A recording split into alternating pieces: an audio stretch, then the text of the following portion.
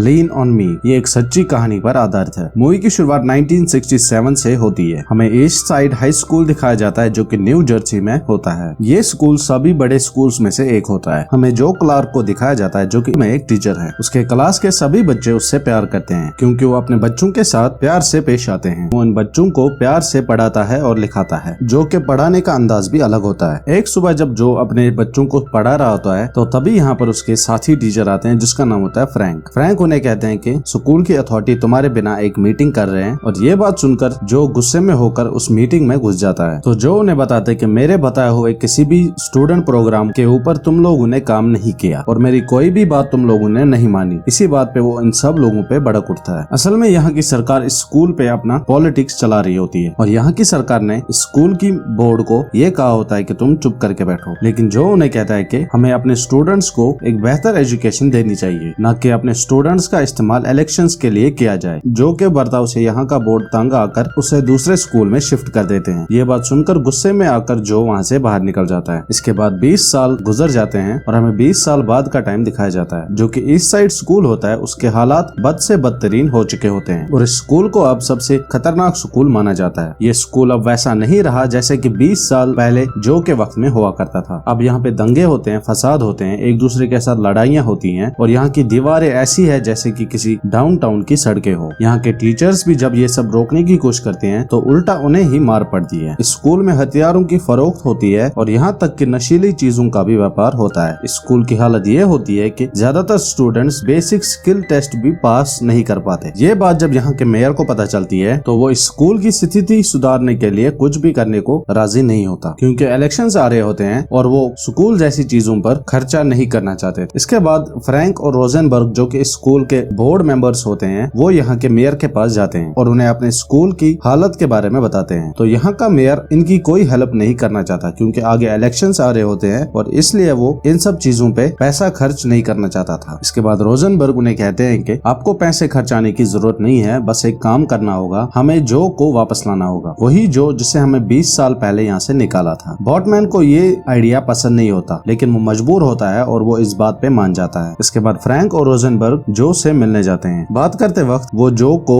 East side school की principal के post के लिए बोलते हैं लेकिन जो उन्हें ठुकरा देता है और कहता है कि वो उस स्कूल की हालत जानता है और यहाँ का मेयर अपने आप को बचाना चाहता है, अपने फायदे के लिए ये सब कर रहा है, ना कि उन बच्चों के लिए और ना ही उस स्कूल के लिए। इसके बाद जो मान जाते हैं और वो स्कूल में पहुंच जाते हैं। यहाँ की हालत देखकर वो बहुत ही हैरान हो जाते हैं। इसके बाद जो स्कूल के सभी टीचर्स के साथ एक मीटिंग करता है और वो शुरुआत से ही इन लोगों पे अपना दबाव डालने की कोशिश करता है। जो कहता है कि मैं अकेला हूँ जो कि इस मीटिंग में बात करूंगा। वो इन लोगों से कहता है कि मुझे उन सारे स्टूडेंट्स की डिटेल चाहिए जो स्कूल में दंगा फसाद या दूसरी बुरी हरकतें करते हैं। वो कहता है कि यहाँ की दीवारों को साफ किया जाए और जिस स्टूडेंट को हम हिरासत में ले उसकी कोई भी मदद नहीं करेगा। यहाँ पे एक टीचर होता है जिनका नाम होता है डार्नेल। वो एक इंग्लिश टीचर होते हैं लेकिन जो उन्हें एक फुटबॉल कोच की पोस्ट पे रख देता है। स्कूल के पूरे हॉल में गार्ड्स होंगे जो कि वायलेंस को रोकने में उनकी मदद करेंगे और सभी टीचर्स को आने वाले एग्जाम्स में अपने स्टूडेंट्स को तैयार करने पे ध्यान देना चाहिए क्योंकि स्कूल को 75% रिजल्ट्स की जरूरत है और पिछली बार उन्होंने 40 से कम किया था। इस मीटिंग के बाद जो एक स्टूडेंट्स की मीटिंग बुलाता है और यहाँ के सभी लफंगे स्टूडेंट्स को मंच पे रखा जाता है। जब जो इस कमरे में आता है तो वो इस हॉल का मंजर देखकर हैरान होता है। यहाँ के तालिबे इल्म अपने उस्तादों का कुछ भी रेस्पेक्ट नहीं करते और इनमें से बहुत सारे स्टूडेंट्स जो कि स्टेज पर है वो शोर मचा रहे होते हैं और कुछ लोग तो सबके सामने स्मोकिंग कर रहे होते हैं। स्टेज पर जाते समय उसकी मुलाकात कनीशा से होती है। कनीशा उसे देखकर खुश होती है क्योंकि वो उसके प्राइमरी स्कूल के प्रिंसिपल हुआ करते थे। जो मंच पर आता है और स्टूडेंट से चुप करने के लिए कहता है लेकिन कोई भी उस पर ध्यान नहीं देता। इसके बाद जो इन्हें अपने स्कूल का गीत गाने को कहते हैं लेकिन इनमें से किसी को भी याद नहीं होता। इसके बाद जो कहते हैं कि जो बच्चे स्टेज पर हैं ये कभी भी कामयाब नहीं होंगे क्योंकि ये बच्चे नशीली दवाओं का इस्तेमाल करते हैं। इसके बाद जो इन बच्चों के बर्ताव से तंग आकर इन सभी बच्चों को स्कूल से बाहर निकालने का ऑर्डर देता है और इसके बाद इन सभी बच्चों को स्कूल से निकाला जाता है और वो दूसरे बच्चों से कहता है कि अब तुम्हें कोई भी परेशान नहीं करेगा और ये सबक बाकी सभी बच्चों को शांत करने के लिए काफी होता है। इसके बाद जो सभी बच्चों से कहता है कि जो बच्चा पढ़ाई नहीं करता वो स्कूल से निकल सकता है और कहता है कि या तो मुझे वो एक वजह दो जिसके ऊपर वो काम करे और अपने आने वाले वक्त में कामयाब हो जाए। इसके बाद जो यहाँ से चला जाता है। इसके बाद दोपहर में सभी बच्चों के पेरेंट्स के साथ एक मीटिंग होती है। इन्हीं पेरेंट्स में से एक बच्चे की माँ होती है जिसका नाम होता है लियोना, और जो उसके बच्चे के साथ हुआ वो उस बात पर नाराज है। यहाँ पर कुछ पेरेंट्स उसका साथ भी देते हैं, लेकिन जो हार नहीं मानता और उन्हें ये बताता है कि एक मछली पूरे तालाब को गंदी कर देती है और एक मछली के लिए मैं पूरे तालाब को गंदा नहीं कर सकता। उसने 300 बच्चों के लिए 3000 बच्चों का फ्यूचर बचाने की कोशिश की है, इसीलिए उसने 300 बच्चों को यहाँ से निकाल दिया और उसने अपने खुदा से वादा किया है कि वो इस स्कूल को बचाएगा। और इस भाषण से उसे हर माता पिता का सपोर्ट मिलता है। लेकिन लियोना का गुस्सा अभी भी शांत नहीं होता है, क्योंकि उसके बच्चे को यहाँ से निकाला गया है। अगले दिन जब जो अपने स्कूल आता है तो बाहर एक बच्चा उसे मिलता है जिसका नाम होता है सैम थॉमस। उसे भी इस स्कूल से निकाला गया था। इसके बाद वो बच्चा बोलता है कि मैंने कोई गलती नहीं की, लेकिन जो को ये पूरी तरह से पता होता है कि ये बच्चा झूठ बोल रहा है। इसके बाद जो उसे अपने साथ छत पे ले जाता है। इस बच्चे ने अपने माता पिता को ये नहीं बताया होता है कि मुझे स्कूल से निकाला गया है, और इस बात पे जो उसे बहुत डांटता है और उसे ये भी बताता है कि जो तुम नशा करते हो उस चीज को कंटिन्यू करने से तुम्हारी मौत हो सकती है, और अगर वो बुरी तरह से मरना चाहता है तो नशीली दवाओं का इस्तेमाल करने से बेहतर है कि तुम एक ही बार यहाँ से कूद के मर जाओ। लेकिन सैम उसे माफी मांगता है और वादा करता है कि मैं अपने आप में सुधार लाऊंगा। के बाद जो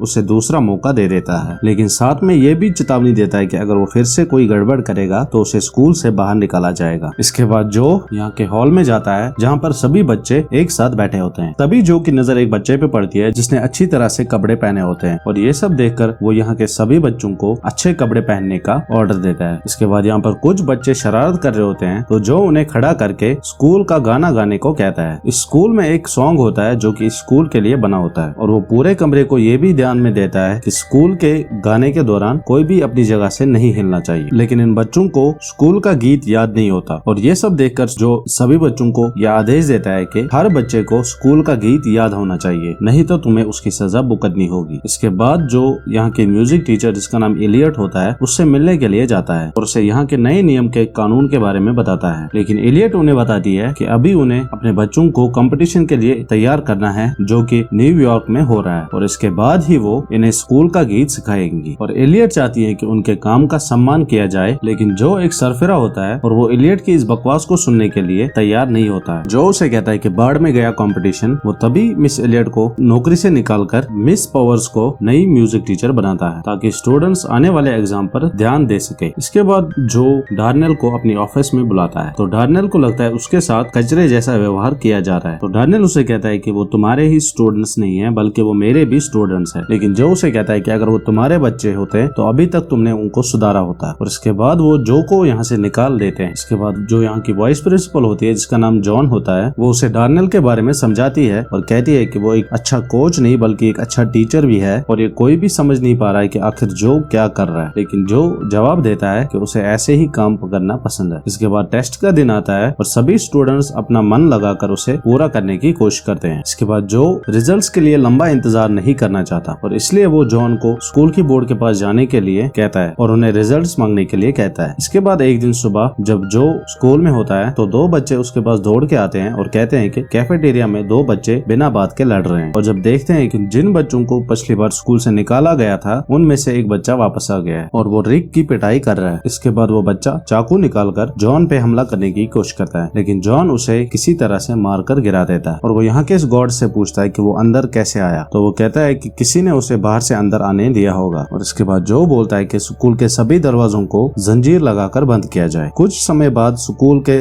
बंद दरवाजों की खबर अखबारों तक पहुँचती है और लियोना का इस बात का मौका मिलता है और वो ये शिकायत लेकर स्कूल के बोर्ड के पास जाती है। इसके बाद फ्रैंक जो कि स्कूल का बोर्ड मेंबर होता है वो जो को इस हरकत पर बहुत डांटता है और वो ये भी बताता है कि लियोना उसे हटाने के लिए एक ग्रुप बना रही है और यहाँ के जो फायर सर्विस के चीफ है वो भी उसके साथ है। और उन्हें लगता है कि जो हर किसी को अपनी मर्जी के मुताबिक किसी को भी स्कूल से बाहर कर रहा है, और इसलिए वो अब एलियट और डार्नेल को एक माफी नामा लिखेगा, मतलब एक चिट्ठी लिखेगा जिसमें माफी होगी, क्योंकि अगर वो एक प्रिंसिपल के रूप में सम्मान पाना चाहता है तो उसे हर किसी का दिल जीतना होगा। इसके बाद डार्नेल को वापस से नौकरी पर लिया जाता है, लेकिन इस स्कूल की परेशानियां अभी भी खत्म नहीं हुई। यहाँ के जो फायर चीफ होते हैं वो प्रेस के साथ स्कूल में आते हैं और जो अपने हाथ में एक बेसबॉल का बैट उठाकर उसे धमकाकर यहाँ से जाने को कहता है। इसके बाद जॉन प्रिंसिपल के पास जाती है और कहती है कि तुम्हें ये सब नहीं करना चाहिए था, लेकिन जॉन उसे हमेशा की तरह नजरअंदाज करता है। इसके बाद जो रिक को जब देखता है तो उसे अलविदा कहता है क्योंकि रिक अब स्कूल में नहीं रह सका। इसके बाद जो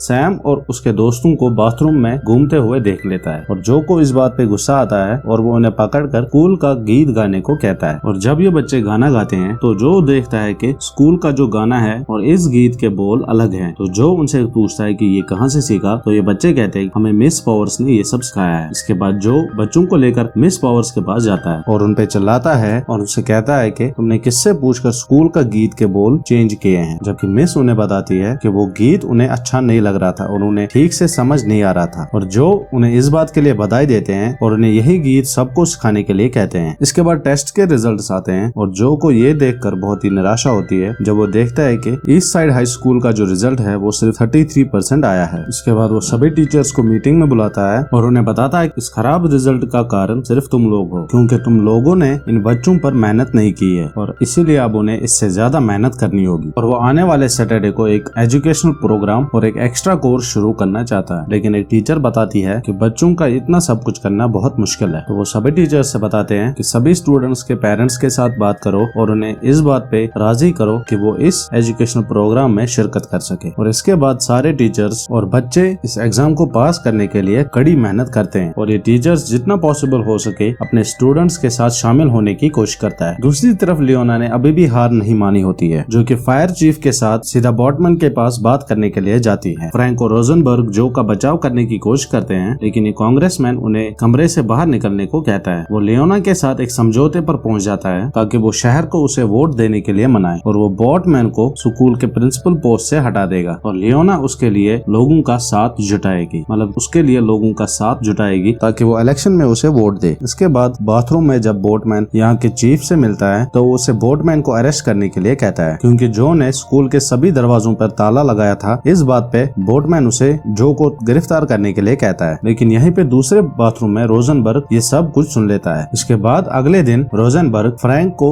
इस सब के बारे में बताते हैं। इसके बाद जो सभी टीचर्स की मीटिंग बुलाता है और उन्हें इस सब के बारे में बताता है। जब सुरक्षा गार्ड पुलिस चीफ को आते हुए देख ले तो वो ये मैसेज सभी बच्चों और टीचर्स को दे सके और वो दरवाजा खोल ले। इसके बाद जॉन जो से रीडिंग प्रोग्राम के बारे में बात करने की कोशिश करती है, लेकिन जो उसे कहता है कि मैं अभी दूसरे काम पर बहुत बिजी हूँ और तुम एक वॉइस प्रिंसिपल हो, तुम्हें मेरे बगैर भी काम करना आना चाहिए। इसी दिन शाम को जॉन जो से मिलती है और उसे बहुत कुछ सुनाती है और कहती है कि जॉन उन लोगों पे अपना रोब जमाता है जो कि उसका विरोध नहीं कर सकते, और ये बात सिर्फ मैं नहीं बाकी सब लोग कहते हैं, जबकि हर टीचर उनके साथ स्टूडेंट्स को बचाना चाहता है, लेकिन जो ने उनकी परवाह कभी नहीं की, बस तुमने मुझे हर समय जलील किया। जॉन कहती है कि मैं सभी टीचर्स की इज्जत करती हूँ और मैं यह नहीं चाहती कि कोई मेरी इज्जत उछाले और मेरे साथ इस तरह का व्यवहार करे, इसीलिए मैं यहाँ से निकलना चाहती हूँ। इसके बाद टेस्ट का दिन आता है तो जो जॉन को अपने ट्रांसफर के कागजात देता है। इसके बाद जो मंच पे आता है और वो सभी स्टूडेंट्स को बताता है कि ये वो दिन है जिसमें आप सभी लोग अपने आप को 1 घंटे में साबित कर सकते हो। इसके बाद वो इस शहर में जो बदनामी इस स्कूल के खिलाफ हो रही है वो इन सभी बच्चों को बताता है, जिसमें कि स्टूडेंट्स, टीचर्स और वो खुद भी शामिल है। जो कहता है कि इल्म कभी बर्बाद नहीं होता, बल्कि हम आपको एजुकेशन सिखाकर एजुकेशन को बर्बाद कर रहे हैं और तुम लोग रास्ते पे नहीं आ रहे हो, नुकसान तुम लोगों का हो रहा है ना कि एजुकेशन का। लेकिन हम उन्हें ये बताएंगे कि हम डूबते हैं, तैरते हैं, हम उठते हैं, गिरते हैं, लेकिन हम हार नहीं मानते क्योंकि हम नीच नहीं है। और अब मेरे पास उन लोगों के लिए एक संदेश है जिन्होंने आप लोगों को छोड़ दिया है और जो कहते हैं कि तुम लोग कमजोर हो, तुम लोग कुछ नहीं कर सकते। और मेरा मानना है कि आप लोग कमजोर नहीं हो, आपके भी अच्छे ग्रेड्स आ सकते हैं और आप लोग भी अपना नाम रोशन कर सकते हो। इसके बाद जो अपने टीचर्स का भी शुक्रिया करता है क्योंकि इन लोगों ने इसका साथ दिया है और इसकी हर एक बात मानी है, और इस सब का क्रेडिट वो मिस जॉन को देता है। इसके बाद वो मिस पावर्स को स्टेज पे बुलाता है और वो लीन ऑन मी सॉन्ग गाने को कहती है।